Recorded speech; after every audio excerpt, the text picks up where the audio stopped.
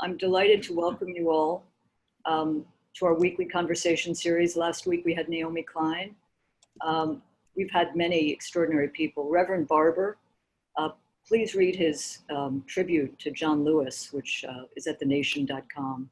But today we have an extraordinary conversation about Set the Night on Fire, LA in the 60s.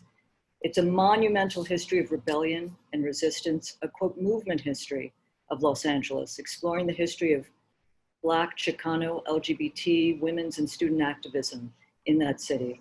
Mike Davis's and Jon Wiener's chronicle of LA isn't just a stunning portrait of a city in upheaval half a century ago. It's a history of uprisings for civil rights, against poverty, and for a better world that speaks directly to our current moment of protest. I'd argue, but you should check it out, it is the definitive history and treatment of the resistance against oppression and war by, quote, the other LA and their protest movements in the long 1960s. It's a 788-page opus, exhaustive, and it is also sober and insightful account of the strengths and weaknesses of the movement, including the role the political left played. Its publication in 2020 could not be more timely in these days when tens of thousands have been demonstrating in LA and across the country and world against police brutality and racism.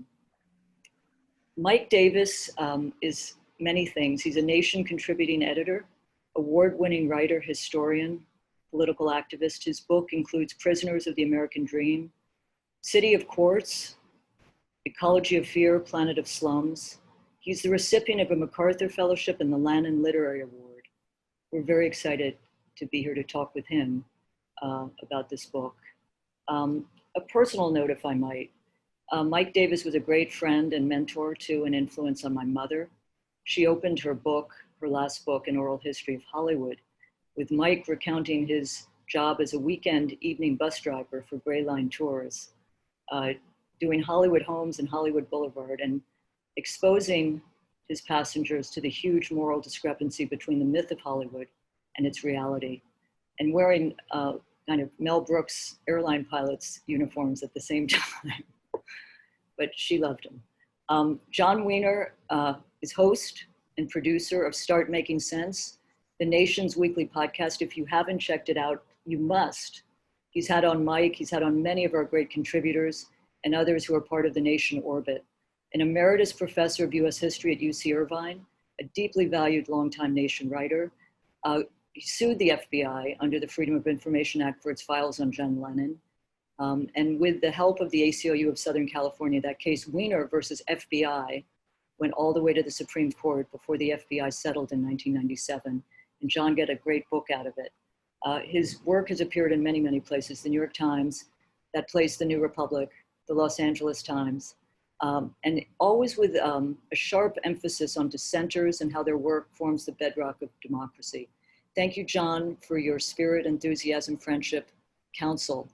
I'm going to open with a question to Mike. The current protest movement has focused on the police, and Black Lives Matter has been a powerful presence in LA. In your book, the LAPD fought virtually every one of the movements for change, especially against Black protest movements. So this fight's been going on for at least 60 years. In the 50s and 60s, you write in your book about the reformer, quote, reformer William Parker. And, you know, he came to power as a reformer, succeeded at transforming the department. Will you tell us a little bit about the LAPD under Parker, his so-called reforms, and how their inadequacy connects us to the present moment? Parker was an extraordinary figure, even in his earliest days as a cop. He went to law school and he had a law degree.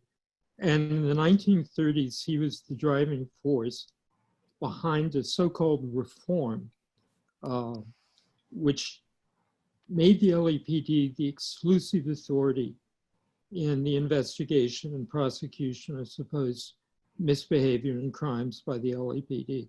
So the LAPD, even before the Second World War, was more or less totally insulated against any kind of civilian control. The militarization of American police goes back to August Vollmer at the turn of the century in Berkeley, of all places. But Parker took this a step forward after he became chief of police in 1950 or 51. And the police were put in cars, they're taken off street beats, they were given military training. And in the book, we discuss an instance where one of the freedom riders from LA had been arrested in Mississippi, was about to be sent to Parchment Farm, this notorious prison where the freedom riders were. But while she was in jail, she looks up and she sees this picture of Parker, and it's a recruiting poster for the LAPD. Parker, liked Southerners and he liked Marines. But his real role, more than just repressing protests, was that he was the warden of South Central LA. He was the jailer. He devoted tremendous energies to disrupting and repressing any kind of interracial activity. I remember when I was in high school, got my first car, and I drove up to LA to look for Dolphins of Hollywood, which was this legendary R&B record store that had a radio program. And of course, we went to Hollywood and spent about 8 hours looking around before somebody told us, no, it's actually in South Central. Dolphins was a crucial institution, music scene. For a year, Parker assigned police and basically put Dolphins under siege. And anytime a white person would show up, as hundreds of people had done, they would be stopped and warned off. So he was kind of a one-man apartheid regime in Los Angeles for all these years. But finally, let me just say that it's not just the police, it's the whole law enforcement establishment. And in Los Angeles, and John can talk about this at length, the district attorney in the late 1960s, early 1970s, started mass felony indictments, which were just devastating to the movement.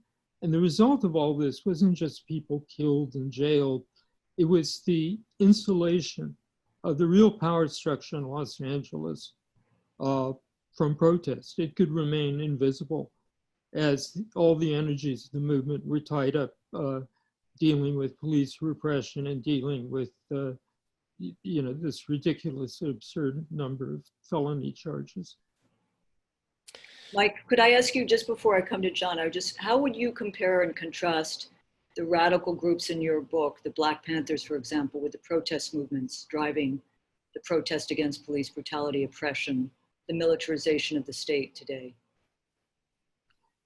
Well, the Panthers, one of the main influences on the Panthers, very interesting, was something that was invented in LA right after the Watts Rebellion in 1965. And this was the Community Alert Patrol,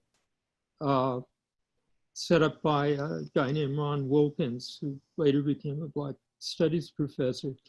And basically what they did is they drove around in cars, community alert on the side, and they followed the police. And every time the police stopped or harassed somebody, they were on the scene. This was, Huey Newton found out about this and just loved the idea.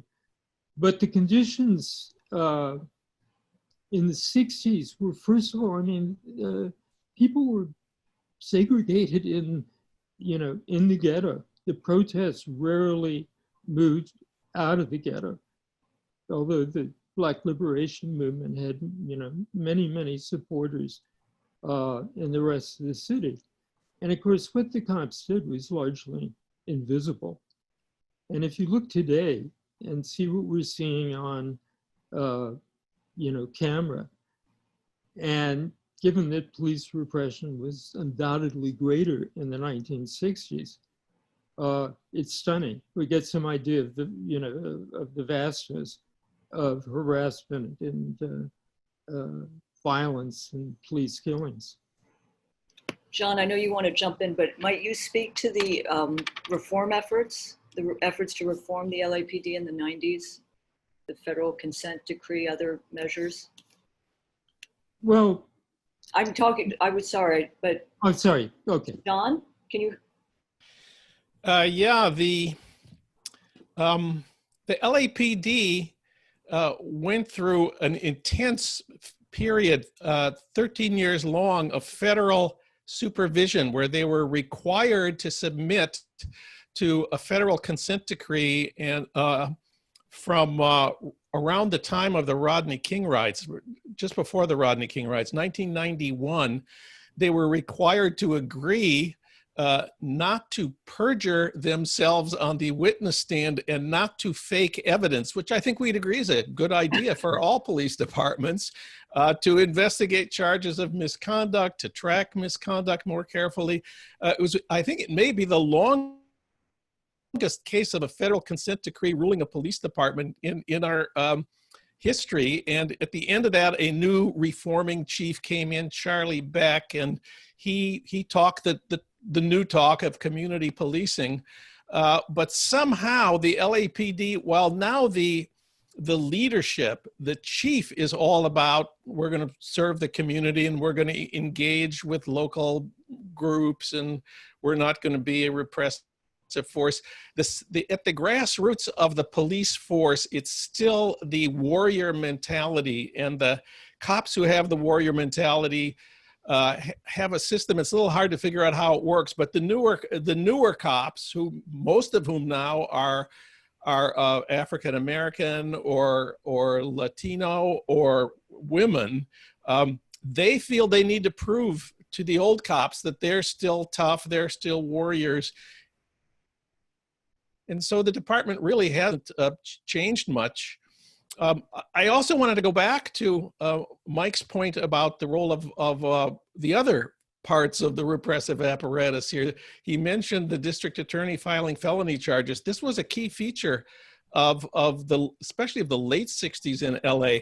The biggest student movement in LA was not at UCLA or God knows not at USC, but at a new place called Valley State. Today it's called Cal State Northridge, at the far western end of the San Fernando Valley. The Black Students Movement occupied the president's office there, as they did on many campuses. There was a very strong SDS chapter running an anti-war program at the same time. After that 2 or 3 hour building occupation, there were mass arrests, and a total of 1,730 felony charges were brought against 24 Black students. It's the largest number of felony charges against student activists at any campus in the United States, and it was this place nobody had even heard of, Valley State. The trials then occupied the campus for months. The leaders were sent to prison for, I think, 6 months and banned from the campus.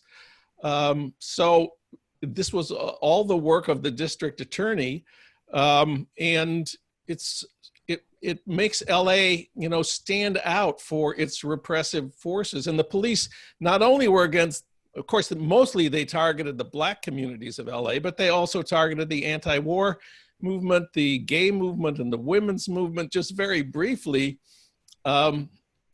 there was a huge anti-war mobilization in 1967 when LBJ launched his re-election campaign with a fundraiser at the Century Plaza Hotel. At that point, the war in Vietnam was reaching a peak. There were almost 500,000 American soldiers sent to fight the Vietnamese. And LBJ thought this would be a great place to raise money and declare his new peace initiatives. Peace groups from all over Southern California amassed in Rancho Park, just a mile from my house where I'm sitting right now.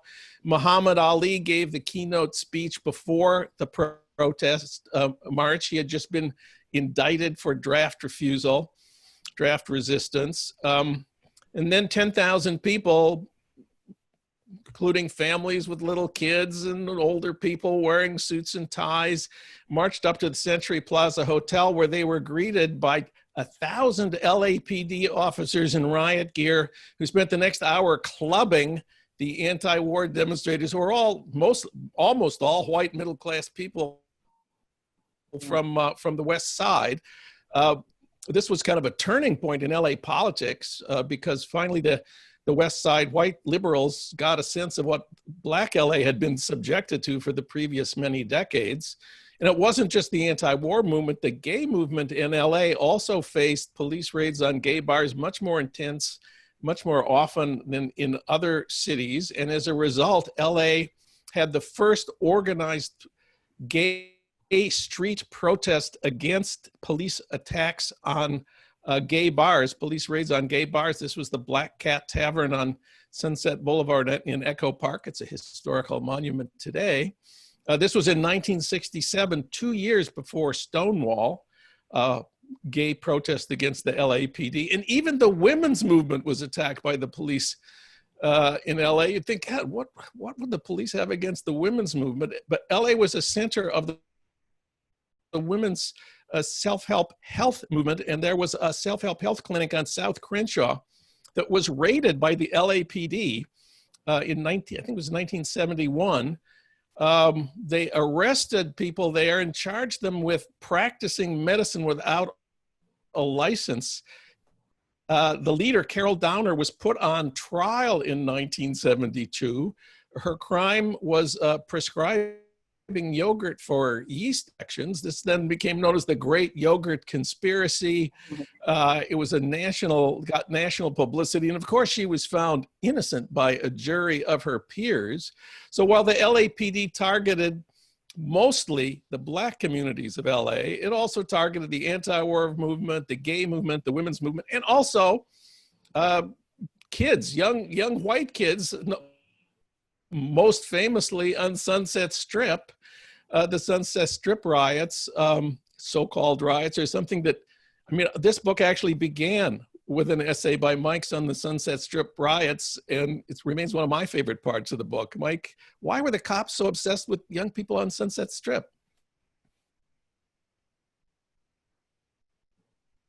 Should I answer? Please, please, we need to know.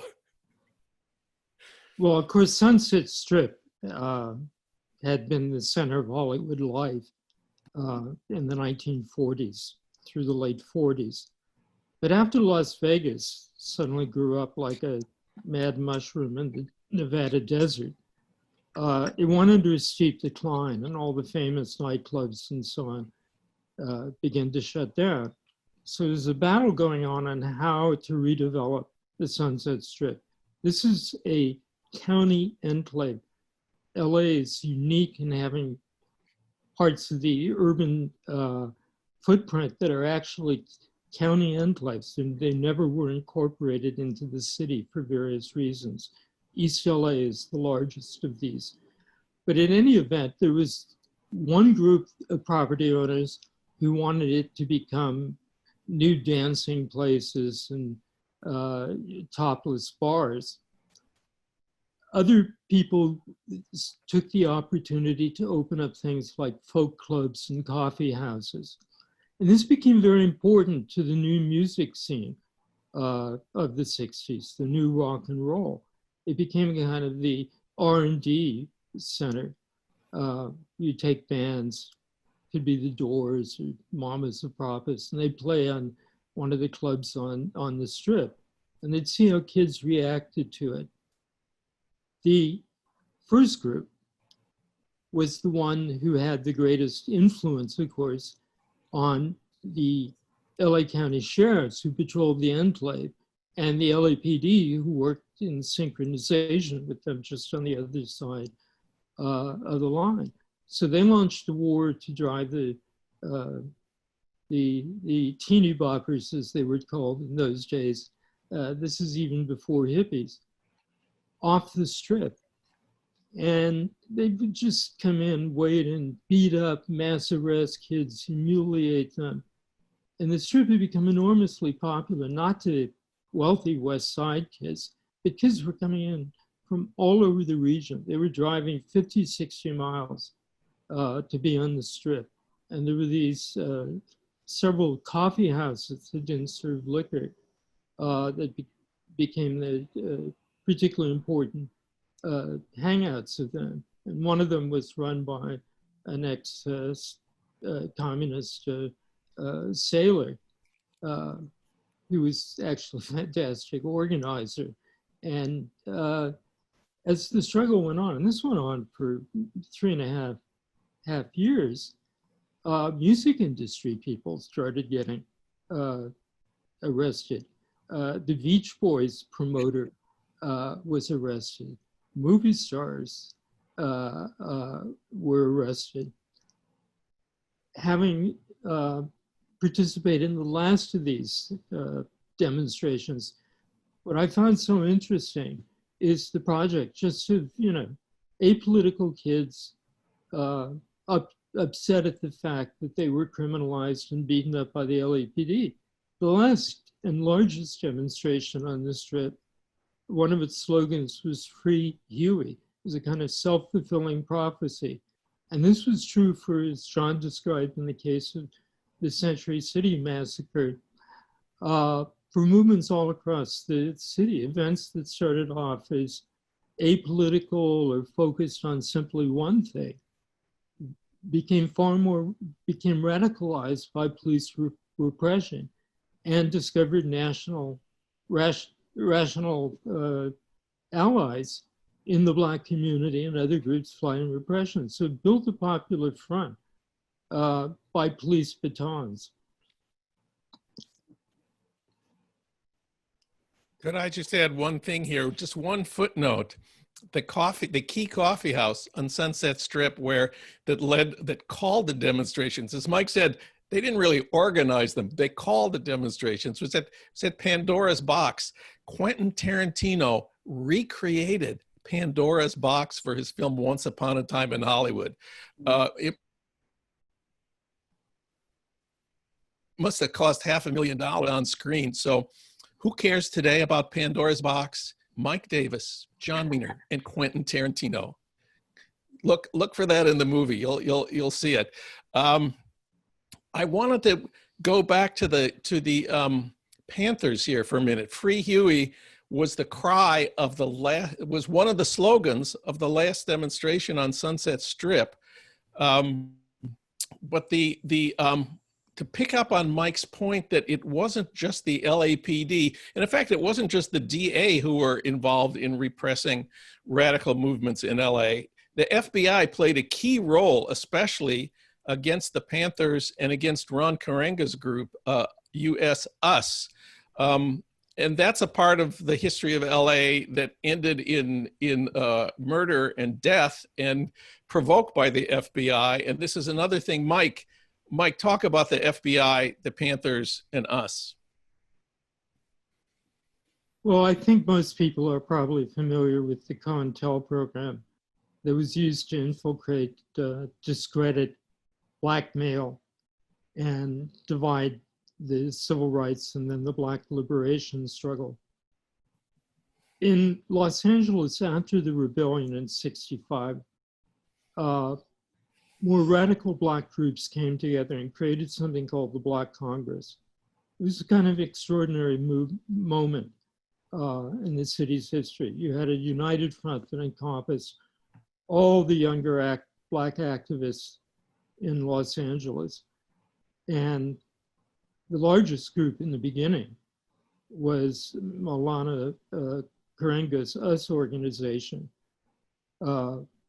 which has been depicted as, right-wing cultural nationalist. This was true to some extent later, but it was actually us that took the lead in defending the Black Panthers and Huey Newton. And they had a large membership. There was the Freedom Draft movement in the Congress, which was the first Black anti-draft group organized by the person to whom I dedicated the book, one of my closest friends, Levi Kingston, who died in early March. And then the Panthers emerged. There's actually an LA Panther group independently that Angela Davis had joined, but Oakland came down and more or less dictated that there was going to be only one Black Panther Party. But this was an enormously fruitful time when you had us, the Panthers, the Che Lumumba Club of the Communist Party, and all these other groups working together, and they had their headquarters. And of course, COINTELPRO set out to create a division between and a violent conflict between the two largest groups, the Panthers and us. And there was a struggle between the two groups over control of an embryonic Black studies program at UCLA.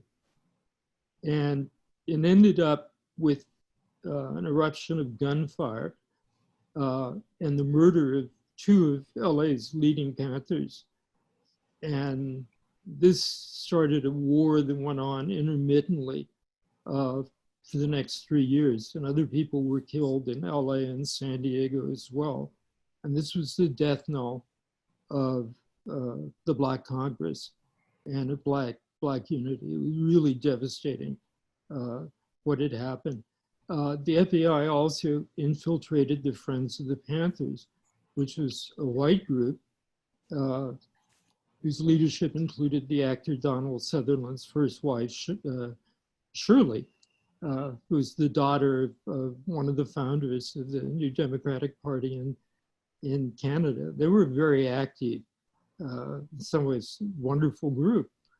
And they put an agent in the middle of them who tried to set up, frame them for possession of grenades that he'd brought in and put in their house. And when it went to trial, he couldn't appear to testify because he was on a CIA mission somewhere in, South America.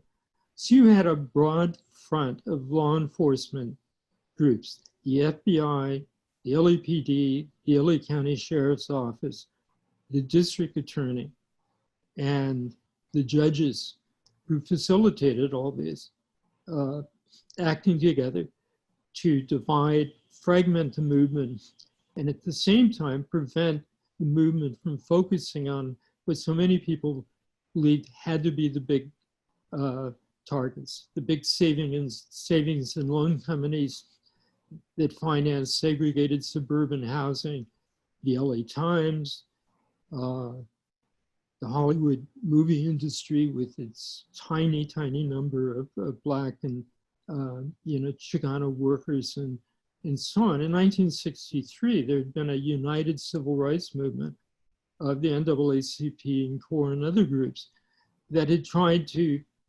focus their attention on the major ruling institutions in the city.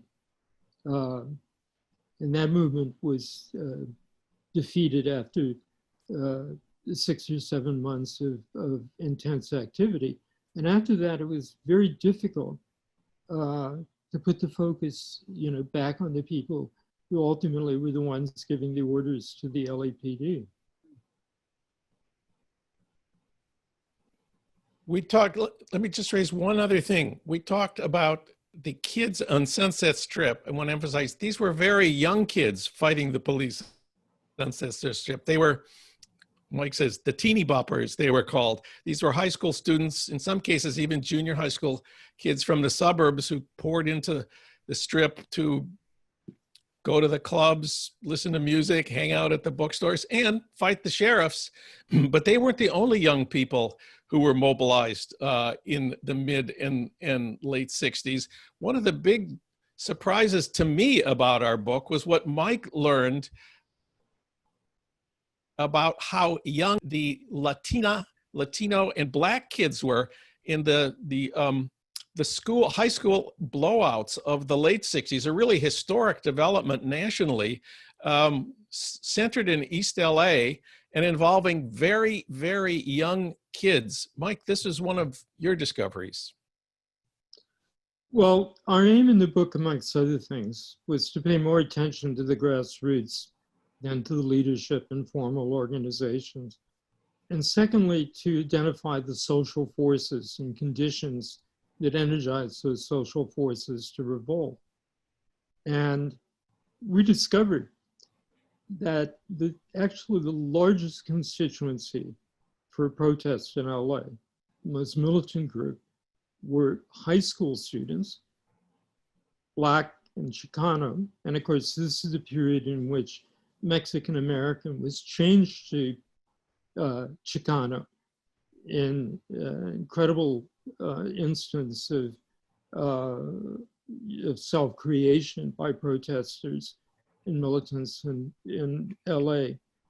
But the high schools conducted for 2-3 years, actually, epic struggle, including a general strike of the black high schools, the famous blowouts on the east side, but also joined by some of the white high schools on the west side that had big protest movements in solidarity with black and so on.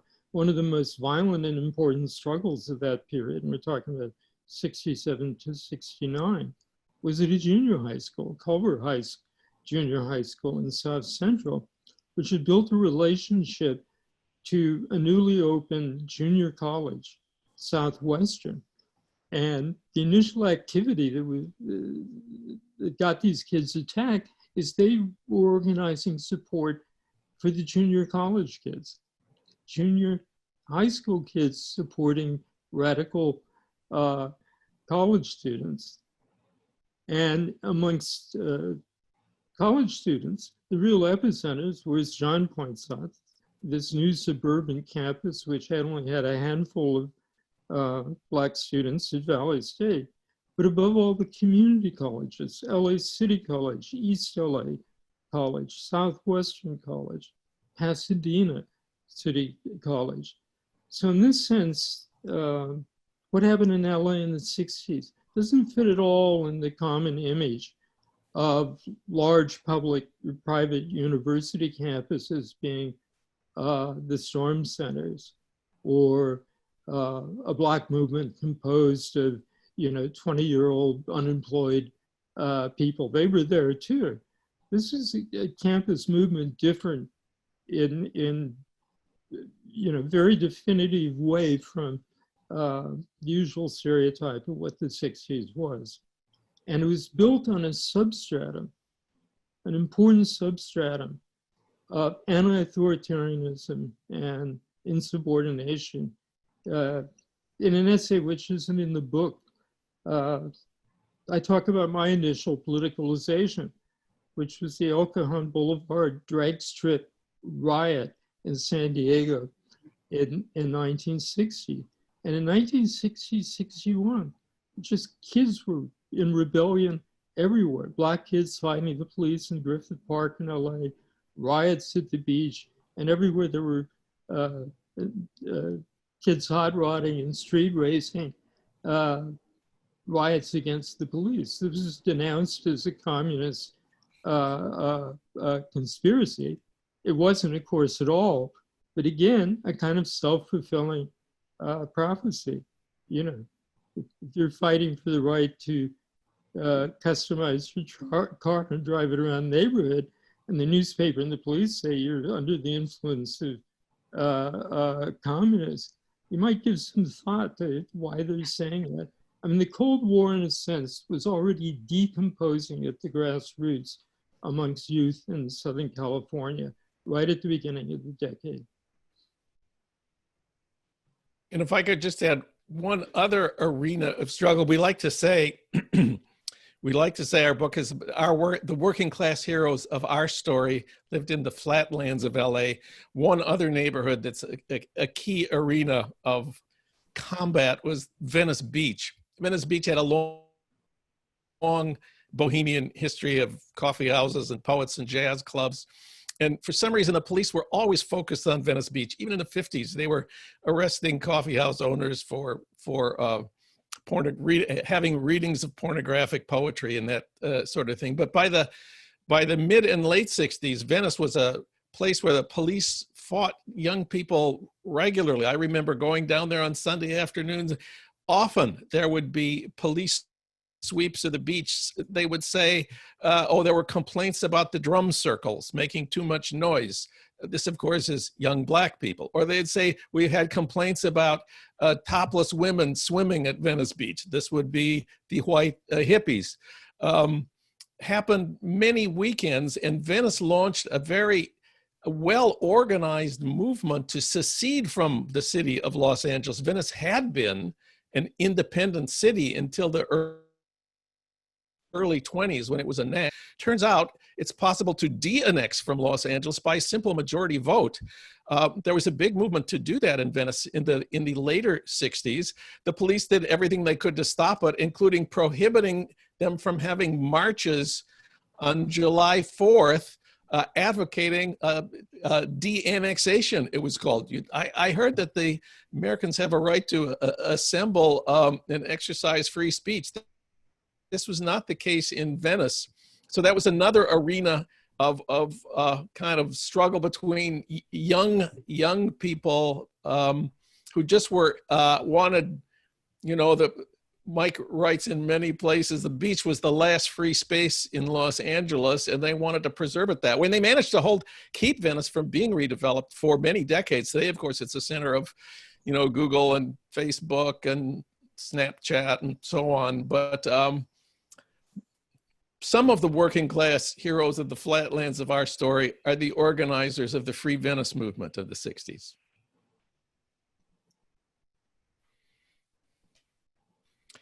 Do we want to go to questions now? Do we have any, did anybody in our audience have any questions? So we do have a lot of questions, and if you want, I can surface some to both of you. There's a thread that's coming up in a lot of these questions, and so I hope that you both might be able to go deeper into these formal systems of intimidation and oppression employed used by the LAPD. Elizabeth Chopp points out that the LAPD was surveilling a large number of people in the 80s. It came out that they had files on about 500,000 people who had not committed any crime. Ryan Jeffrey is wondering if the police were serving other interests, like property owners, by going to Sunset Strip to kick out the teeny boppers. Stuart Sheldon is asking about LAPD's intelligence and their provocative operations during this time. And I'm so terribly sorry because I lost. And I'm sorry, and David Stein is noting, building on what you said about the LAPD recruiting members from the South. He's pointing out that Alameda's Sheriff's Department did the same to go after the free speech movement in Berkeley. And so I wonder if you could talk a little bit about this really formal system of oppression, strategic and formal system. Well, to begin with surveillance, the LAPD had two kinds of lists. One was a continuation of this incredible, almost totalitarian surveillance that had been built in the 20s and 30s to defend the open shop, to break unions, and harass and arrest radicals in LA. And that grew again in the 1960s. This is the mass surveillance you're talking about. But there was another list, and this was a list of important people, of politicians, judges, Hollywood people, and so on. Because Parker, in his day, was the major competitor to J. Edgar Hoover, and was counting on the fact Parker was a Catholic and enjoyed a good relationship with the Kennedy brothers. And it seemed almost certain he would be appointed in Hoover's place at the head of the FBI in 1961, except Hoover got to the Kennedy brothers with his own blackmail files. But these files were used again and again to stop the political careers of people who were critical of the LAPD, and to influence politicians. And we're talking about outright, straightforward blackmail. And this continued into the 1970s and beyond. I mean, this is a real secret police system that existed in the city and was born after the First World War in the struggles against unionism and the left in Los Angeles. But everywhere, police serve private interests. Very rarely do the police simply run amok. There's pressure being put on them, pressure to get the kids off the strip, to allow one redevelopment plan to go through, to get them off Venice, the only integrated beach in California, really, because there's an enormous already starting redevelopment plan to change Venice from people's Venice to what you see today, which is Beverly Hills by the Pacific. And you can find this in almost every case. The most important example, perhaps, is the role of the police, and the police in general. And we're talking about suburban police departments as well as the LAPD and the sheriffs in enforcing suburban segregation. Los Angeles, of course, was the most famous example in history of explosive suburbanization in a couple of decades following the Second World War. About 1% of suburban housing was available to Black families, and hardly more than that to Mexican-American Chicano families. And we talk about particularly the case that was the focus of the civil rights struggle in 1963 in Torrance, California, where the Congress of Racial Equality conducted a very long and heroic struggle to integrate a new suburb, only to face the wrath of the Torrance police, who were, if anything, even more brutal than the LAPD. But this is a task not only for historians, but for activists today, is to excavate the power structure of policing and the private interests that dominate in particular instances of police repression. And let me say just briefly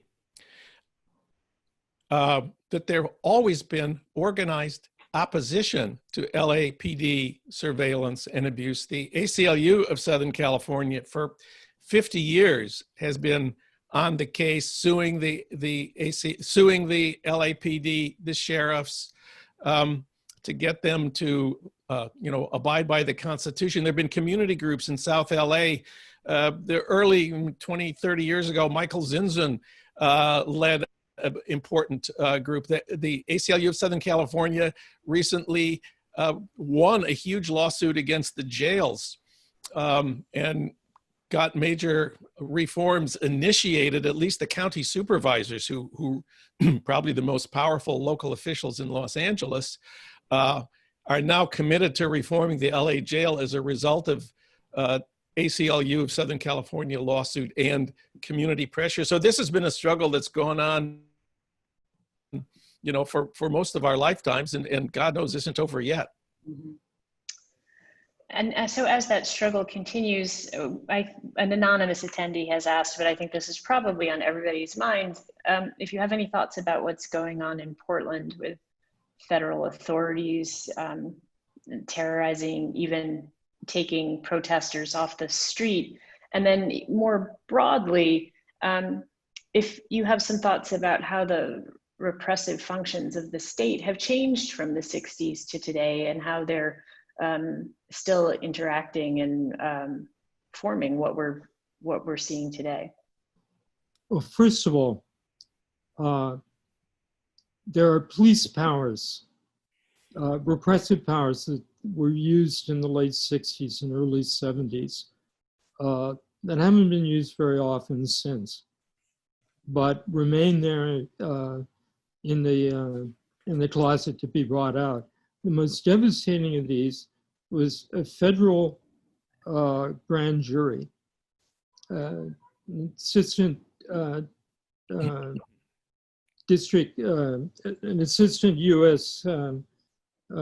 Justice Department attorney who went around the country convening these federal grand juries and bringing people in for questioning, people who weren't charged with anything, but he thought knew people who were charged. And in LA, this particularly involved a case in Venice. And if you refused to rat out your friends, you were an unfriendly witness and you were sent to jail. And you could be kept in jail essentially forever at the discretion until you testified.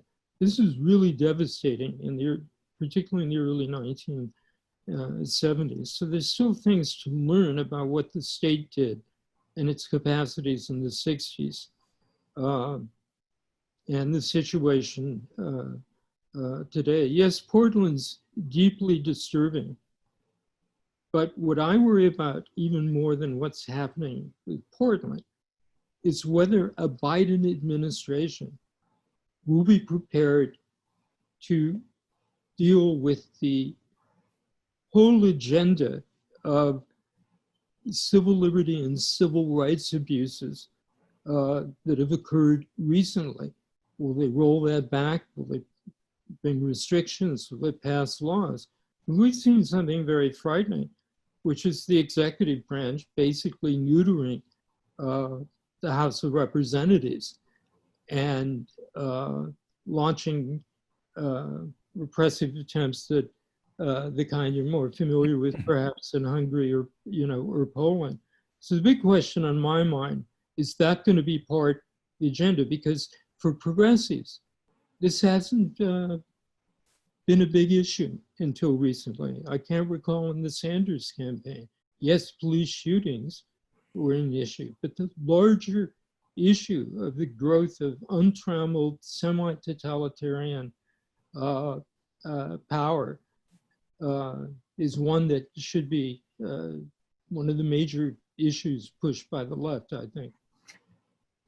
And what's happening in Portland, we did not see in the 60s. I mean, it never occurred to Nixon to send the Border Patrol against demonstrators in the anti-war demonstrators in the streets in the 60s. I just want to say the nation has taken the lead on reporting on what's happening in Portland. The New York Times finally put it on the front page on Sunday, but the nation, Ken Klippenstein has been writing about this all week. Sasha Abramsky writes about it.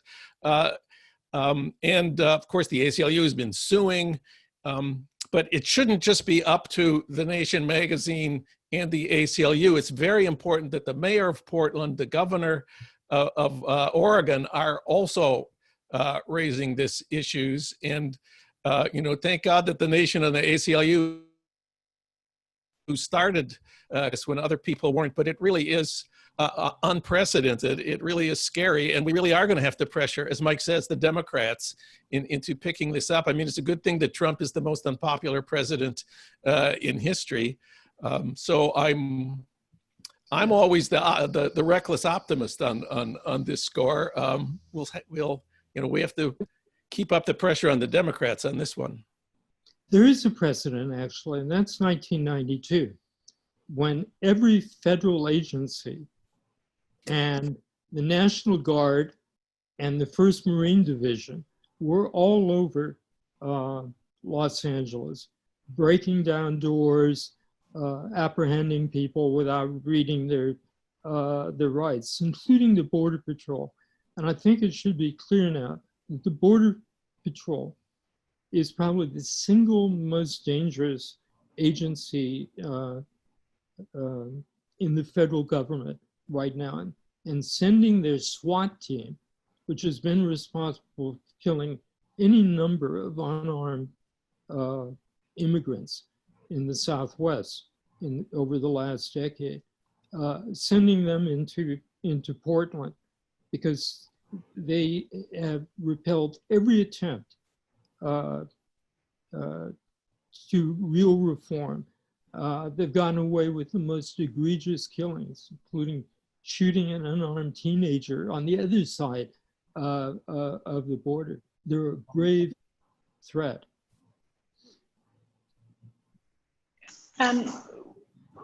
If we build on that, if we build on the idea that this is a point where progressives have to push, I mean, we have a history of a power imbalance built into our system. Earlier in the chat, in response to something that you were saying, Cindy Carter was aghast at the power DAs have and the power these police departments have taken on. So when we are pushing Biden, when we are looking for reform in our system, what do you think we should be doing? What are some of the first things that that we should be trying to change right now? Where do you see leverage points? You know, this is a really highly energized group of people, and I'm sure they're all interested in hearing your opinion. Well, although I'm far advanced in age, I still have my two younger children are still in high school, and their experiences in these protests remind me of a fundamental challenge, which is the extension of adult civil liberties to children and teenagers. In California, the ACLU fought on this very heroically and made a lot of progress. But after the 1992 riots, gave it up.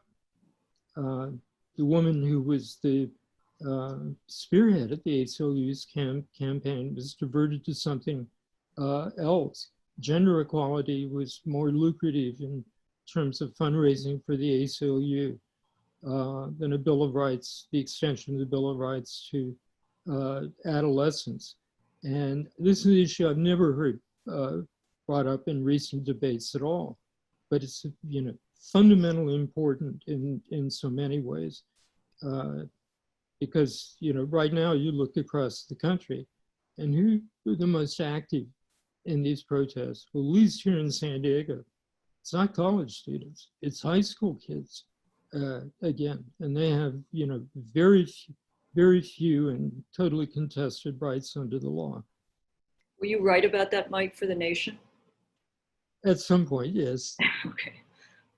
And I'd like to emphasize the surprising, indeed astounding success of direct action in the streets over the last month. You know, the cities of America all are overwhelmingly Democratic, and all elected Democratic mayors, Democratic city councils, including many progressive people. Here in LA, Black Lives Matter has done a magnificent job both of organizing tens of thousands of people on big marches in the streets, but they also brought 1,000 people to the mayor's house last month. The mayor, supposedly a good guy liberal Democrat, had been saying he was going to increase the police budget by 10%, but after 1,000 people led by Black Lives Matter LA went to his house and challenged this idea, he announced the very next day he changed his mind and now is in favor of cutting the police budget by 10%.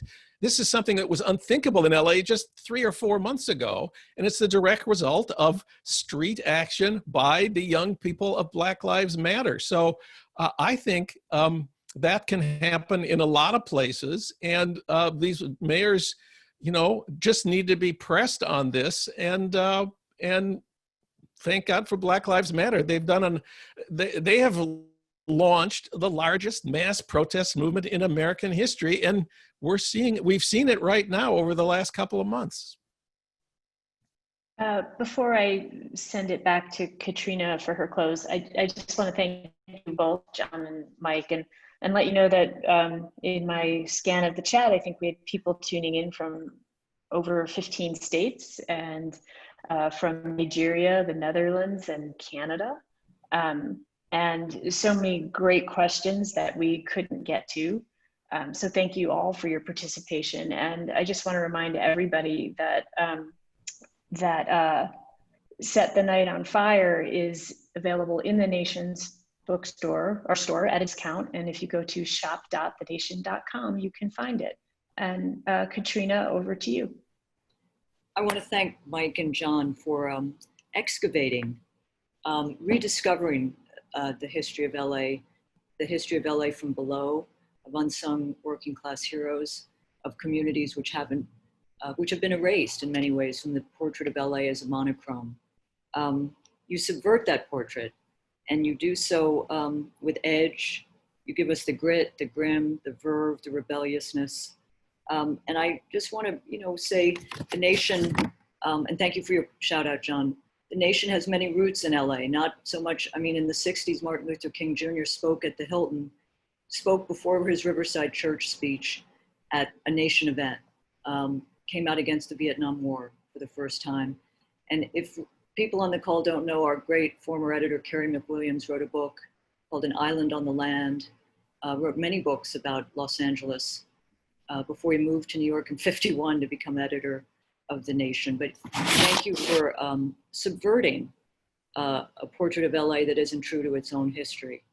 And Mike, thank you for the stark warning, and John, that we need to be prepared to push and never demobilize. It's not just Trump, it's Trumpism that has, you know that, and the idea of the border patrol and executive power. So thank you. And I want to thank the people. We had an extraordinary call with Alicia Garza of Black Lives Matter. And it is a case that we're seeing that street heat also move to electoral strength, John. We haven't mentioned DAs. Sheza Boudin started a podcast the other day. So, but I hope you will all join. We have Joan Walsh next week for a conversation. We have Katie Porter from California, and our former Washington correspondent, Chris Hayes, end of August. So thank you very much for joining us. Mike, all power. Don't stay in the garage right now, but come forward. And John, thank you for everything. And Sarah, Aaron, Peter, Gia. So, and the book at thenation.com, shop.